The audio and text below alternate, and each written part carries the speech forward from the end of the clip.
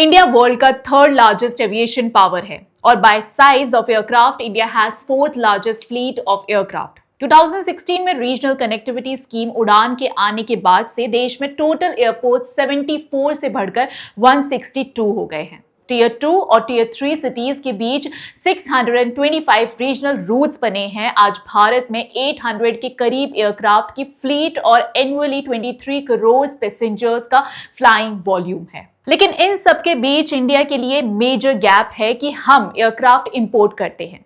लेकिन 27 जनवरी को Adani defence and aerospace और वर्ल्ड के third largest aircraft manufacturer Embraer के बीच एक एमओयू साइन हुआ है, जिससे इंडिया अपने इतने बड़े एविएशन मार्केट को खुद सप्लाई कर पाएगा।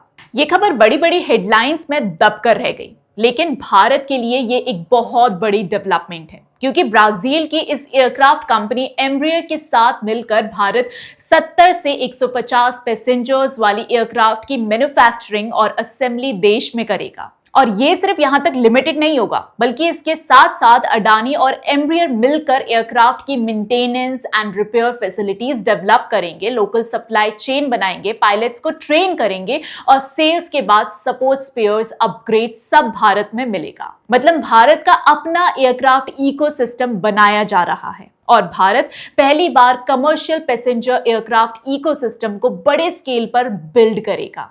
इसका मतलब ये नहीं कि एम्ब्रियर ब्राजील से भारत आकर फ्लाइट बनाएगा और हमें बेचेगा, बल्कि यहां पर इंडियन कंपनी के साथ पार्टनरशिप में टेक्नोलॉजी ट्रांसफर और नॉलेज शेयरिंग होगी और लॉन्ग टर्म में इंडिया अपने एविएशन मैन्युफैक्चरिंग पोटेंशियल को अनलॉक करेगा। यानी पहले अपनी सप्लाई को मीट करेगा, फिर वर्ल्ड का सप्लायर बनेगा। यही आत्मनिर्भर भारत और मेक इन इंडिया का गोल भी है। आज आरसीएस उड़ान के लिए भारत में हर साल कम से कम 30, 70 से 150 सीटों वाले एयरक्राफ्ट की जरूरत है। अगर इन एयरक्राफ्ट को देश में ही बनाते हैं और इसके लिए एक इकोसिस्टम क्रिएट करते हैं, तो मैन्युफैक्चर से लेकर मेंटेनेंस तक ड्रास्टिक कॉस्ट कटिंग होगी, जिससे टीयर 2 और टीयर 3 सिटीज में एयर कनेक्टिविटी बढ़ेगी और एक ही साथ इनके फेयर्स कम होंगे। इस वेंचर से भारत सिर्फ एयरक्राफ्ट नहीं बल्कि अपना सुरक्षित फ्यूचर बना रहा है। आप इस खबर को ध्यान से देखिए, पढ़िए। इस एमओयू को साइन करने के लिए भारत के डिफेंस सेक्रेटरी भी प्रेजेंट थे। मतलब ये इकोसिस्टम सिर्फ कमर्शियल एविएशन नहीं बल्कि देश के डिफेंस सेक्टर के लिए भी तैयार होगा।